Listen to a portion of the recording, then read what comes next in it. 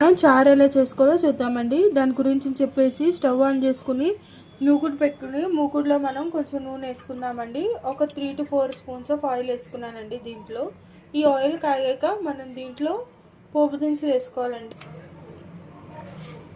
1 spoon జీలకర్ర వేసుకోండి. ఇలాగా కొంచెం మెంతులండి, మనకి కొంచెం ఆవాలండి, ఇంగువండి. ఇంగు మెయిన్ ఇంగ్రీడియంట్ అండి ఇందులోకి, చారులోకి. ఇవన్నీ ఒకసారి మనం కలిపేసుకుని ఆవాలు చిట్పట్లాడేంత వరకు వేయించుకోవాలండి.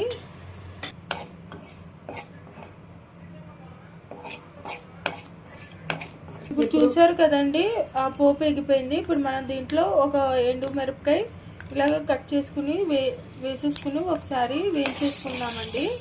వేయించుకున్నాక దీంట్లో కొంచెం వెల్లుల్లిపాయ ముక్కలు వేసుకుందామండి. పోపు వేగిపోయింది, అలాగే ఎండు మిరపకాయ కూడా వేగిపోయింది. దీంట్లో కొంచెం నీళ్ళు వేసేసుకుందామండి. నీళ్ళు వేసేసుకుని ఒకసారి కలిపేసుకుందామండి. ఇప్పుడు దీంట్లోకి మనం కొంచెం సరిపడా సాల్ట్ వేసుకుందామండి.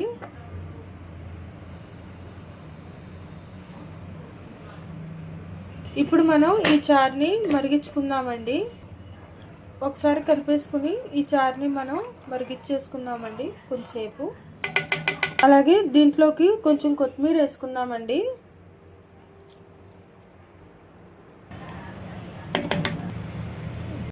ఇలాగ నూనె వేసుకుని చింతపండు గుజ్జు చేసుకోవాలండి చారులోకి.